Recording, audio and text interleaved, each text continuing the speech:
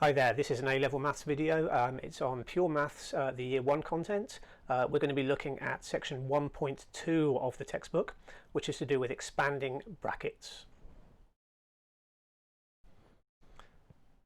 Now, this is something which I would expect you to be able to do very easily with situations like the one I've got on the screen here. So to lead us into this, I'm going to ask you to pause the video shortly, expand and simplify the expression you can see on the screen there, and restart the video once you've got your answer, and we'll check that we've got it right.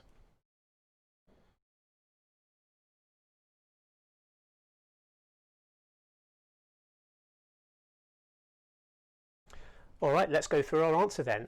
So the key with these ones, as I'm sure you know, is that we need to take every term inside the first bracket and then multiply it individually by every term in the second bracket. So here's the way I tend to do these.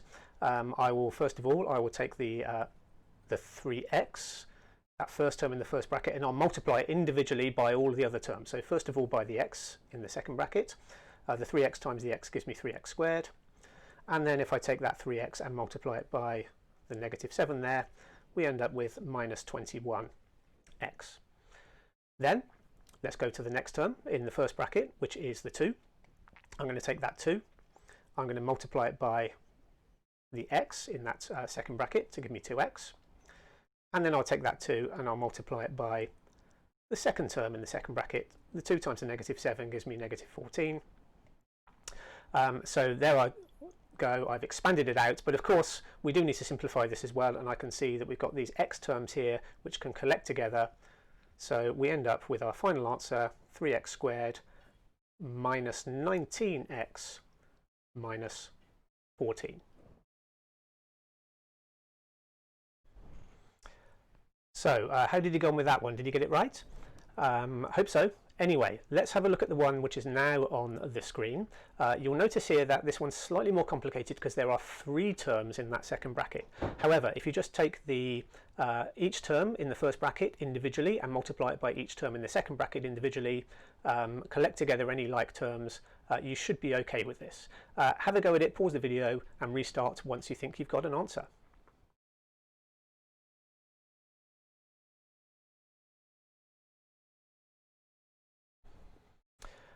Okay, here we go with the answer then. So let's do the same as we did before. Since this time we've got a little bit more work to do because we've got 3 terms in the second bracket.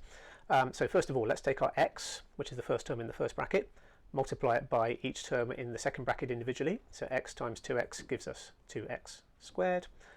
X times the minus 3y gives us minus 3xy. And then x times the 5 just gives me 5x. Then let's move on to the y and do the same thing with the y. Y times the 2x gives me 2xy. Y times the minus 3y gives me minus 3y squared. And the y times the 5 gives me 5y. So there we go, we've expanded it out. The next thing to do is just to look and see if there's any terms which will collect together. Well, I can see that the only terms that will collect together, we've got an xy term here, and we've got an xy term here. So those 2 xy terms will collect together. The other terms are not like terms, so we're just going to have to leave those as they are. So let's just get that on the screen so we can see it all here. So my final answer is going to be the 2x squared. The minus 3xy and the plus 2xy can combine together to give me a minus xy, and then all the other terms are just going to be as they are. We can't do anything with those. So there is my final answer. Here's another slightly different situation for you to think about. Here we don't have 2 brackets, we actually have 3 brackets. So you may have seen this kind of situation before, but if you haven't, then what you could do, if you wanted to expand and simplify this, is break it down. So take 2 of the 3 brackets, multiply that out, expand that out, and then take your answer and then expand it with the final and the third and final bracket. Give it a go, see how you get on.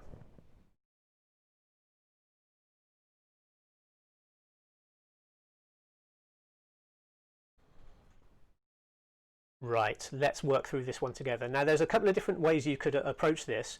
You could take your brackets in any order you like. Now when I did it, I happen to take the second and the third bracket, which I multiplied together. But if you'd have chosen the first and the second bracket, or even the first and the third bracket, as providing you got all the working correct, you should have ended up with the same answer. So let's do it the way that I did it here, so you can kind of see my example here. So what I did is I left the 1 minus x alone to start off with, and then I expanded out to the second and the third bracket. So let's do that quickly. 5 times 1 is 5. 5 times the negative 2x is minus 10x, and then x times 1 is x, and then x times the negative 2x is minus 2x squared. Okay, let's just tidy that up, collect the terms together in this bracket, so I can see the minus 10x and the plus x here will combine together to make a minus 9x. And now let's do it again, but this time we can bring the third bracket into it. So the 1 times the 5 is 5. 1 times minus 9x is still minus 9x. 1 times minus 2x squared is minus 2x squared. And then the minus x times 5, minus 5x. The minus x times minus 9x plus 9x squared. The minus x times the minus 2x squared becomes plus 2x cubed. And now the final thing to do is just look and see which of these terms might collect together. Well, I can see here the 5 is the only constant term. There's no other terms which is just a number. The minus 9x and the minus 5x will combine together to make a minus 14x. The minus 2x squared will combine with the plus 9x squared to give a plus 7x squared. And then finally we've got this 2x cubed term, which is all by itself. No other x cubed terms to combine it with. So there is our final answer. How are we getting on with these? Hopefully we're good.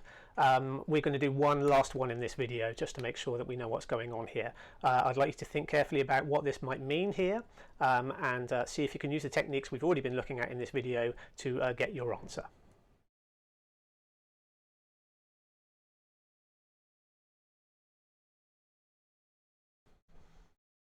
All right, let's run through this one and see if you agree with what I've done here. Now, of course, when we have something to the power 3, what does that mean? It means we're taking, excuse me, we're taking 3 copies of that thing and multiplying them together.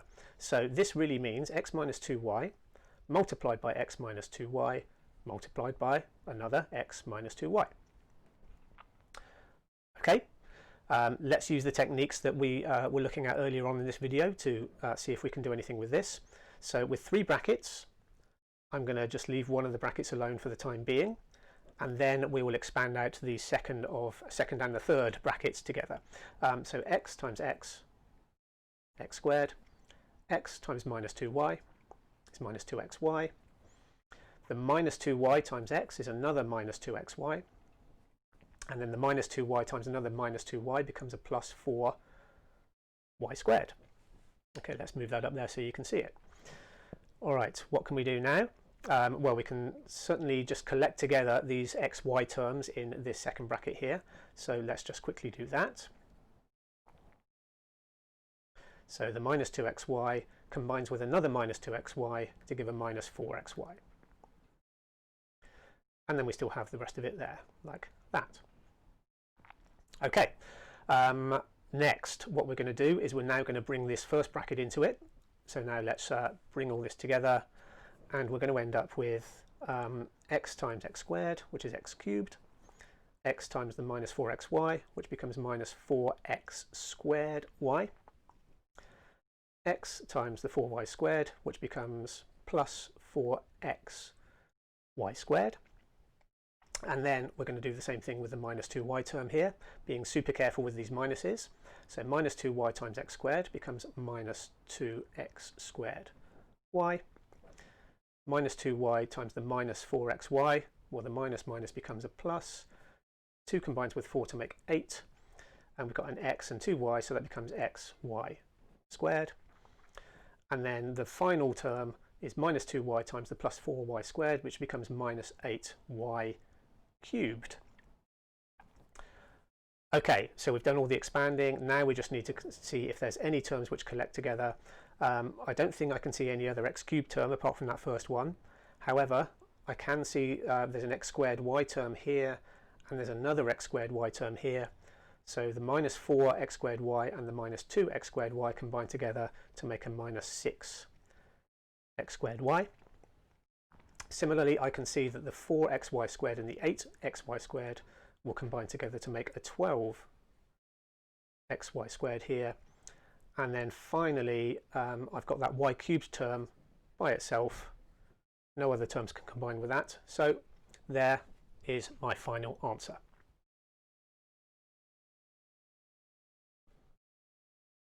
So is anything there new to you? I would hope probably not, actually. Maybe we're looking at slightly more complicated situations than we've done in the past, but that's really what we need to be doing here. Okay, so if you want a bit more practice on this, if you think you need a little bit more, practice and you know what to do with this thing, then go to exercise 1B, page 5 to 6 of the textbook. But that's it for this video, and I'll see you again shortly.